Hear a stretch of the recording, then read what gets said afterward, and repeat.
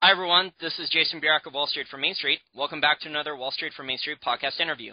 Today's guest is Michael Krieger, who writes for Zero Hedge and has the Liberty Blitzkrieg blog. And Michael also worked on Wall Street for many years. Thanks for joining us here today, Michael. Hey, Jason. It's great to finally be on your podcast with you. Yeah, Michael, and it's great to talk to you. I mean, I've been reading your articles for well over a year since you've been writing on Zero Hedge, and I mean, we've been sending a lot of emails back and forth. It's finally good to be speaking to you. Yeah, exactly. I've enjoyed our correspondence, and so this is good. It's been a long time coming, but I'm glad we got it together. Great. Now, we have in the last 14 days, we have all these literally stimulus, and then you have the infrastructure program from China, which was a lot smaller. What's your opinion on what Bernanke and the ECB has done and Japan is doing right now with the intervention and the money creation? Yeah, I mean, it's so laughable and scary, and it's like the sad tragedy to watch the global leaders. I think, and this is the pathetic part. I think most of them realize actually that it's really a disaster that they can barely contain. And so what I think they're trying to do is if most people, I hope, have watched the movie Star Wars here, or if you go to YouTube, you can just go you can just search it. There's that one scene where Obi-Wan Kenobi is going by and he's trying to get through, and he's got these droids that they're the bad guys are looking for. And he says, he just says to them, he puts them under a spell and says, these are not the droids you're looking for. These are not basically a Jedi mind trick where he just, by speaking confidently and telling a lie, he gets away with what he wants to get away with. And that's what I think they're doing. Like Draghi coming out and saying the euro is irreversible. I mean, what kind of fool says that, right? I mean, nothing is irreversible. I mean, Rome fell, the euro can fall, I mean, that was a much bigger, longer lasting project than this stupid currency that they have. So I think most of what they're doing is just smoke and mirrors. They're taking steps, but more than anything, they're manipulating and jawboning and trying to trick the public into basically thinking one thing and therefore making poor decisions with their money and lifestyles. Yeah, the Keynesians call this animal spirits, but yeah, it's really just a trick. And, I mean, this is all a lot of the Keynesian economics. I mean, they just basically design models and they try to design the economy to how the politicians want it or the banks on Wall Street want it. So this is a lot. They're trying to maintain, I guess, the status quo here, and it's just looking like it's the law of diminishing returns is in effect, where they're trying to do larger and larger things, larger announcements, larger packages. Well, except for China, because I think China realizes if China announces, another trillion for an infrastructure package, they're going to hyperinflate potentially on their food prices, and they can't have that. So I think China's going to be a lot more cautious here, and China's going to put themselves in a position where they're going to, have slower growth and or a recession, where the trade-off is they don't want a potential massive food price increases like they almost had 18 months ago and riots on the streets. Yeah, no, I think that's right. I get the same sense out of China that you do. But what's interesting is, and this is what we coming from the Austrian school. More than any other, discipline, understand this. But I think what's so interesting and crazy about, and I was an economics major in college, about the economics profession and just leaders in the economics world these days is they think it's a science, they think it's math. Whereas when you really look at it, what economics is, it's human nature, right? I mean, Exactly. It's human beings engaging in commerce and work with one another, and so it has a lot to do with with like what is the social mood at the time? What's going on in this political environment? Because then that'll affect how people deal with business and economy, the rule of law, all of these things. So. You want to put in a variable for that, for the human species at different variables of like our evolution on this planet. I mean, and put that in a model. Good luck. It's stupid. And I think those are great points, Michael. And I think that's exactly why the longer Keynesian economics is implemented, the more intervention that's created, the more misallocations of capital and resources, the worse the stagflation is going to get. I spoke to David Morgan about this at length. I don't know if you're familiar with David Morgan, Silver Dash Investor. Sure. And David says that the longer Keynesian economics is implemented, money printed, etc., it's always guaranteed stagflation. Yeah, I mean, for me, I always just go back to the quote, the von Mises quote about how when you have a credit bubble and it bursts, the only two outcomes are destruction of the currency or like a deep depression or default, basically.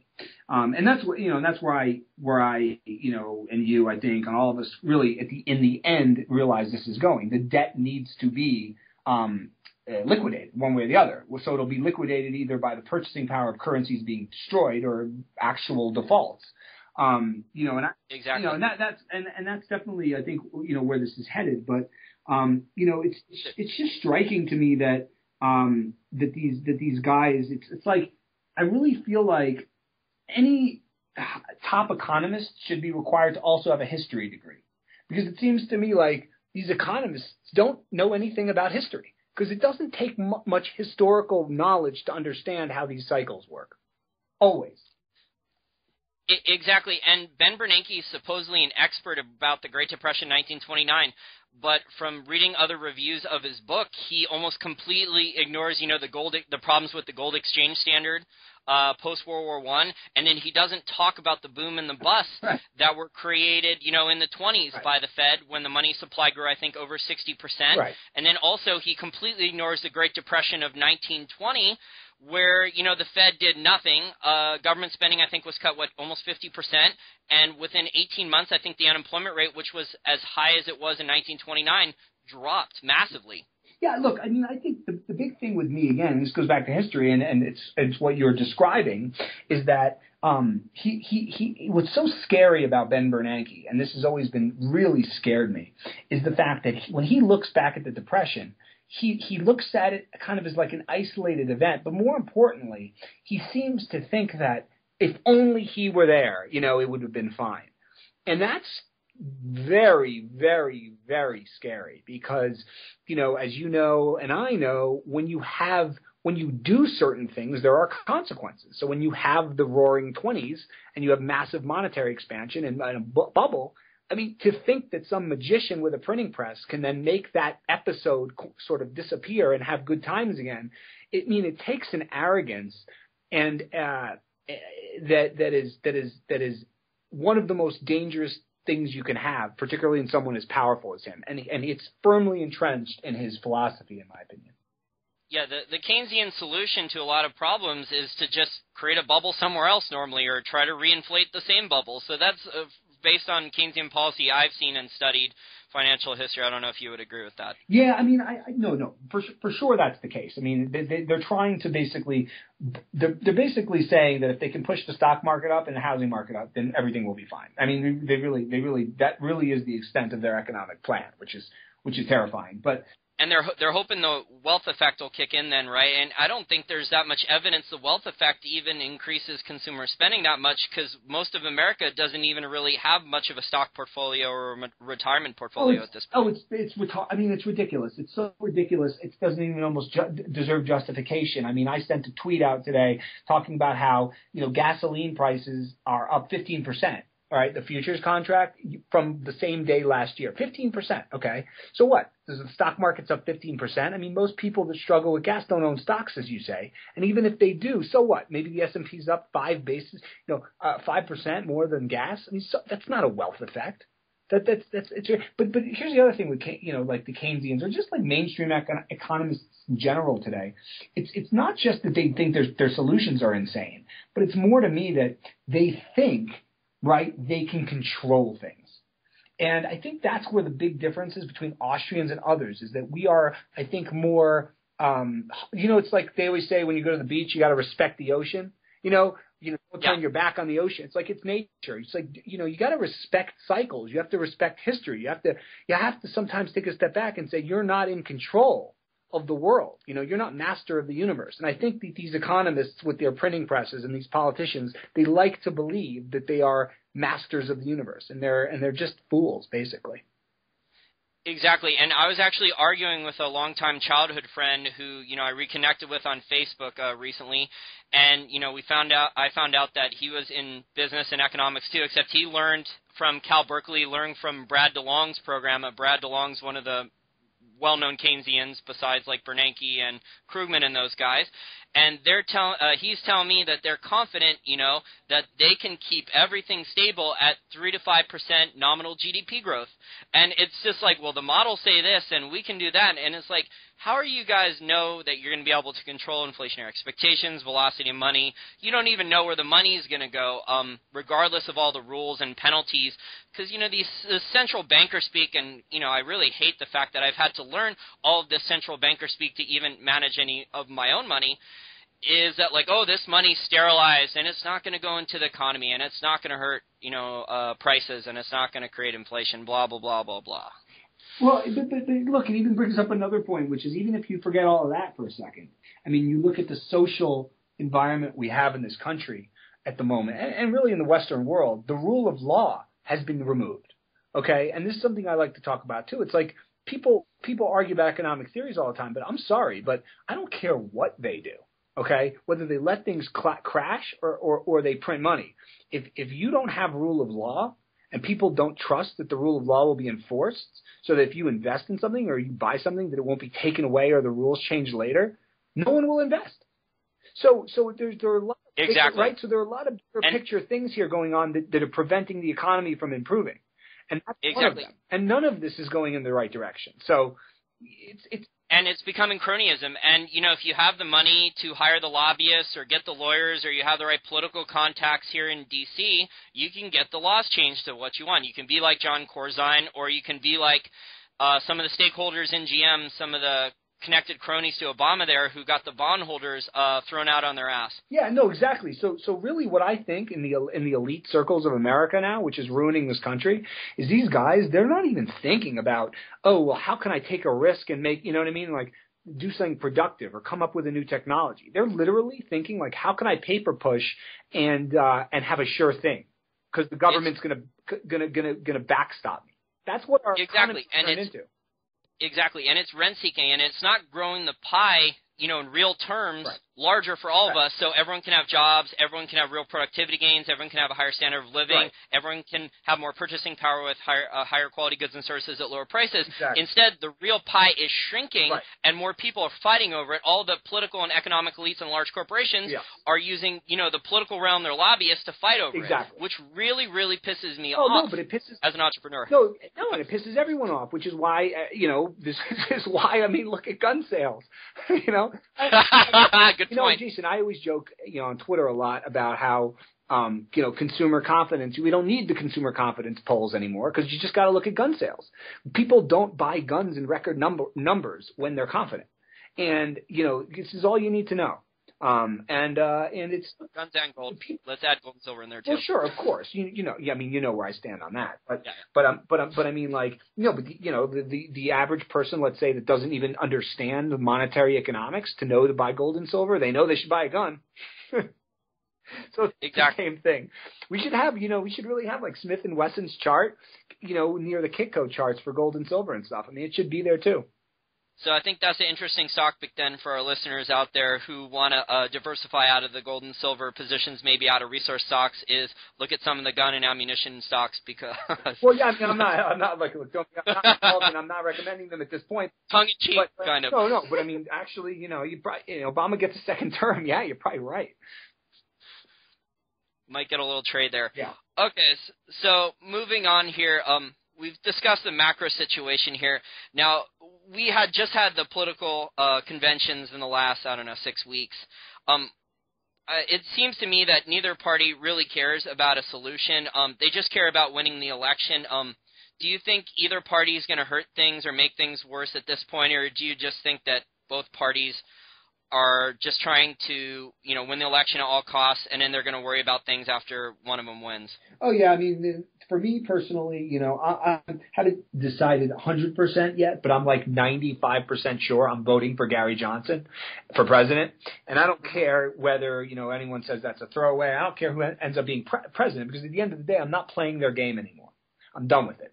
And I'm not playing with either one of these gangster parties, and I'm not going to give them the emotional satisfaction or the karma of me voting for one of these stooges. So no, I think that the country is on a crash course with disaster, no matter who wins. There are three issues that matter to me in politics, economics, and social events in America today. One is no more too big to fail, crony banks, Federal Reserve, sound money. Those issues. Obviously, you and your listeners are familiar with them. That's a huge issue for me. Number two, civil liberties, Bill of Rights, First Amendment, Second Amendment, Third Amendment, the 10 amendments. These are important. We have no country without them. Both Obama and Romney have shown that they support the NDAA, which eliminates at least 3 or 4 of the Bill of Rights. And then third on the macro front is, for me, foreign policy. Aggressive foreign policy is dangerous for us at home. We don't need to be doing it. We're wasting money. Our children are dying. They're having their limbs blown off for no good reason except trying to preserve the petrodollar. Those are my issues. Barack Obama and Mitt Romney are 100% the same on those, so I will not be voting for either one of them because I do not think they do not match up with me on what matters. Think those are very good points. Do you think the fact that gasoline prices have come down, whether through manipulation or not, with help, from OPEC and the Saudis continuing pumping? You wrote this great article a few months ago about how the Saudis are maxing out production here to get gasoline prices back down before the election. Do you think that's going to help Obama get elected, along with the stimulus from Bernanke? Because Romney said I think he would fire Bernanke if Romney was elected. Yeah, well, a few things. Number one, I think that, if Romney would fire Bernanke, which I'm not even sure he would, he's going to put in someone in the Fed that's not going to print money. Of course he will. So, particularly if he's president, you don't think he was going to want that guy to print money? He does. So that's nonsense. But on the other hand, yes, of course. I mean, QE and supporting the stock market and asset prices and having oil be contained until the election, of course, that's going to help Obama get reelected. But also what's going to help Obama get reelected is the fact that Romney doesn't seem to want to get elected. So, I mean, the guy is a disaster. What a horrible candidate. We all knew it. Everyone knew it. Yet we had Ron Paul there. They shut him out. I don't see how anyone could support either one of these guys. But yeah, I mean, for sure. I think Obama's going to get reelected. But either way, I really don't care. I'm moving on. I'm working on what I think I can affect. And these guys are both they're cronies to me. Yeah, I completely agree. And one candidate, seems to be worse than even a fascist, and the other one's Romney is for sure. He's a crony, he's a Wall Street guy. All of his friends are large corporations and political insiders and stuff like that. Well, look who's bankrolling him, right? It's the big too big to fails. So I mean, no, it's yeah, and the banks have both of these guys, no question about it. Yeah, I agree. And this is something that most of the Democrats and progressives who I'm still friends with and even talk to a little bit, they have a tough time admitting that, they keep blaming one party or the other. They haven't woken up to the point yet where they're not willing to accept the fact that both parties are basically puppets. They basically want to steal money from Main Street. They want to steal money from productive Main Street businesses. They want to protect the status quo.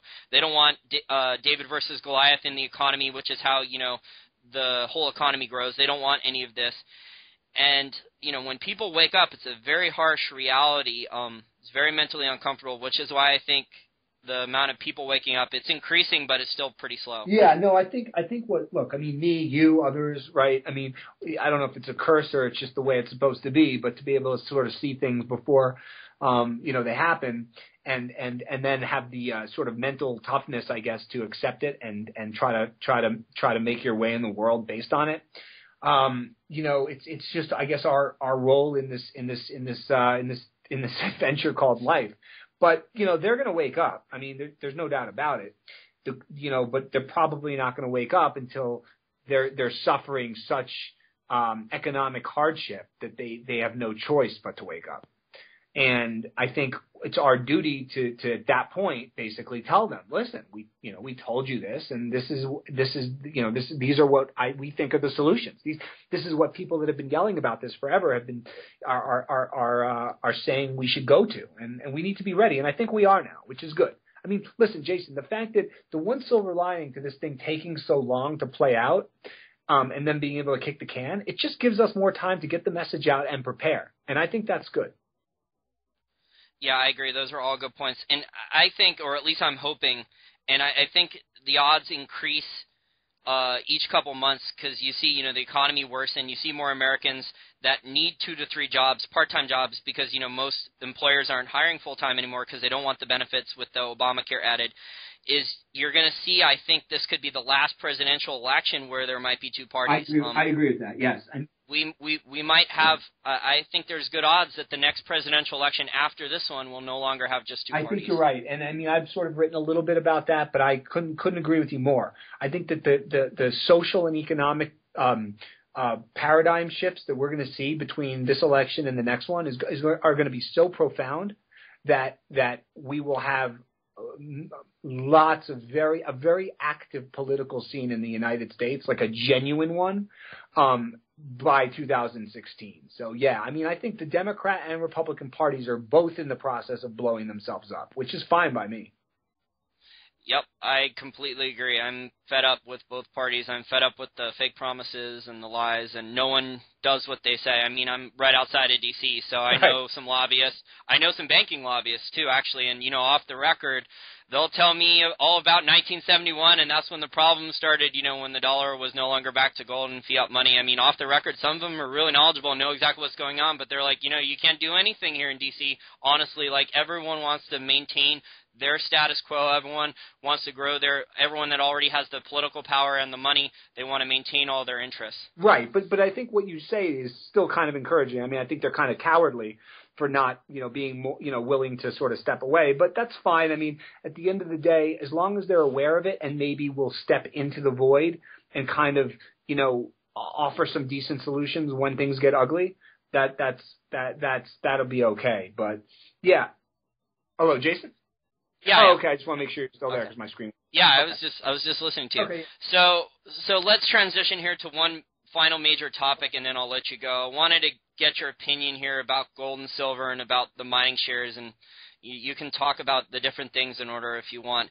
But what do you think about the amount of manipulation here in gold and silver? Because from what I've been seeing on a lot of the charts, especially, for a lot of gold and silver investing besides the last couple of months, it's been very, very rough. The miners some of the juniors corrected more than 80%. A lot of the regular producers, they made money, and the stock still sold off or got naked shorted, and some of them lost still 40 or 50% of their value. So do you think then that this manipulation, this naked shorting is going to stop in the future? Okay, yeah, great question, Jason. So first I just want to let people know, in case your audience isn't that familiar with me, that I do have a website that I launched in April called libertyblitzkrieg.com. It's Liberty, BLITZKRIEG.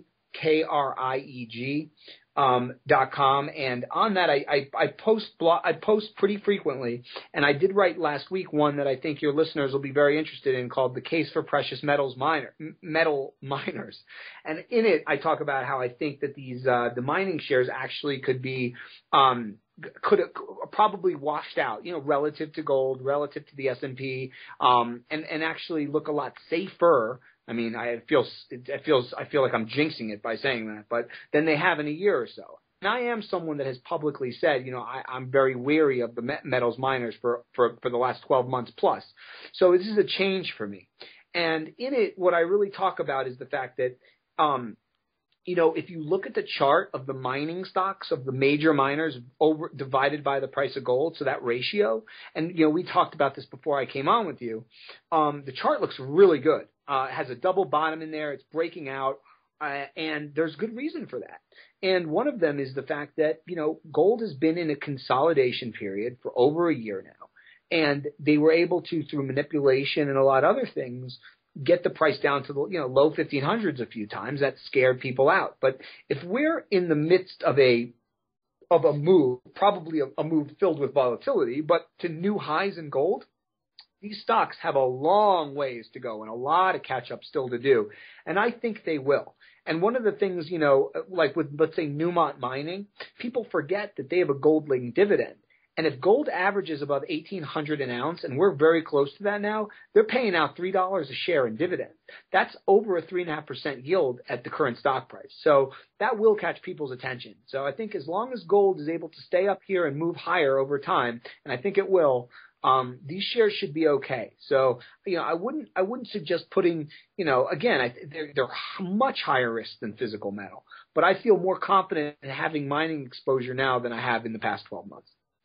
Well, Michael, I'm not sure if you're aware of this, but there's also one gold miner that just started paying a bullion dividend. So you can get your dividends either in cash or in gold or silver physical bullion. And I've talked with other mining companies, investor relations departments, and a lot of the other ones are also planning this. They haven't implemented it yet, but it's being discussed at a number of other larger, well-known ones as well. That's a genius move. I mean, that's one of the things that's really frustrated me about these managements is that they don't do things like that. I mean, think about that, right? Especially now with all these rumors and tungsten-filled bars showing up, gold bars. I mean, what could be better than an investor saying, you know what, I'll own equity in one of these companies, and then I can get paid in gold or physical silver if I want it from the mine. I don't have to worry about tungsten or some, shyster out there, trying to scam me. I get the gold right from the mine. So there are lots of things these companies could do. That would just be a brilliant move if the whole industry moved into that area. Yeah, it would be great. I think in the next couple of years, I think you're going to see like a snowflake type of effect where it's going to be very tough for the first couple companies to do it, and then once a certain number, then it's going to reach a tipping point and it's going to go viral, and they're all just going to copy each other. I think we're going to see that in the future as people, trust paper less and less. Yeah, no, I think you're right. And, that Samsung deal with Clough Gold where they're going to be financing their big mine, and then they're going to get Samsung will get gold in return. I mean, listen, if big players, like whether it's central banks or governments or wealthy individuals are worried about, the quality of their gold or getting gold, I mean, what better thing to do than finance some of these junior miners in return for gold supply, or even the mid-tier miners that need financing. It's going to like you say, I agree completely. It's already, I think, starting, but it really will snowball. And these stocks, which have been just the most hated, horrible performers for a good reason, will start to do better. I mean, that's how. But you know how that is. That's how it is with any sector that's fallen out of favor. Yeah, exactly. And you add the rising input costs for mining because of the inflation that's being exported, because of the dollar pegs that's being exported to where most of these mines are not in the United States, so they're dealing with much higher input costs due to inflation. And the gold price has corrected for basically the last 12 months. And then you have, the companies not hitting the earnings. And then if you don't hit the earnings on Wall Street, the stock's going to get taken down 20% pretty much no matter what. Yeah, no, but you know what? It's one of these things, too, where I think we're getting into the point where, and the QE2 Infinity that was just announced is the beginning, I think, of this realization that we're going to be in a situation over the next 6 to 12 months where the U.S. economy is going to be slowing considerably, but more than that, earnings are going to be poor, and unemployment will probably start to tick up again. And so Burack is going to start printing in the midst of worsening data. And I think that's really when gold is going to shine relative to other assets. Because right for the last couple of years, it's been, gold's good, but, stocks are going up. Gold's good, but S&P earnings are going up. Gold's good, but Apple's selling 5 million iPhones. But when the other stuff stops being good, gold will stand out much more clearly than it has in the last couple of years. And that's where I think 2013 is going to take us. Yeah, I agree. And I see basically a permanent, with the announcement of the open-ended stimulus here from Bernanke, I see basically a permanent price floor put in for gold, silver, and oil. What I mean by that is I just don't see, because the cost of production for all of these are going to be rising because of input costs and inflation from all the areas they're produced, I see the price being forced to rise higher and higher based on the money that Bernanke's pumping in the system and all the effects that's going to cause. Oh, not to mention geopolitical risk, which isn't going away, right? I mean, if you look around the world now, I mean, what part of the world isn't about to go to war? Right? China and Japan now. Spain's not going to war, but, the province that has Barcelona in it, Catalonia, which, if anyone's been to Spain, I studied abroad there for a while, knows that country could split up. I was joking with a friend before, and we were just like, so I guess Spain will break up, but don't worry, the euro's okay, And then, of course, the Middle East, which I could go on forever about what's going on there, which is it's terminal. All these monarchs are going to fall eventually, and we're going to a global spring, and that's going to keep a floor under these things too: oil, gold, and food. Michael, you are indeed a wealth of knowledge. So you're one of the few blogs that I actually consistently check every couple weeks and read the articles for still, and I've been following your work on Zero Hedge. So I would really like to thank you for coming on the podcast here today, and tell our listeners again how they can find your work. Yeah, great. So thanks, Jason, and I appreciate that. So it's libertyblitzkrieg.com. You could just Google my name and that. I spelled it out earlier. Also, I've started actively a Twitter account as of May, and I find it very useful. I put a lot of ideas and thoughts real time on there, so I would suggest you follow me. That's at Liberty Blitz, or just look my name up. But the handle is at Liberty Blitz. And, so, you can send me a message through my site. You could contact me and follow me on Twitter. And I will be publishing anti-establishment, pieces and knowledge and investment ideas on the website regularly. So I hope you join me. Thanks, Michael. And you do a good job backing up all of the stuff, all the anti-establishment stuff. You got plenty of links and proof and stuff like that. You're not one of the conspiracy theorists out there. Yeah, well, you should check out my latest post on how you can tell if you're a conspiracy theorist. I think you'll get a laugh out of that one. Okay, I will. And people can reach me on Twitter at Jason and letter E Burack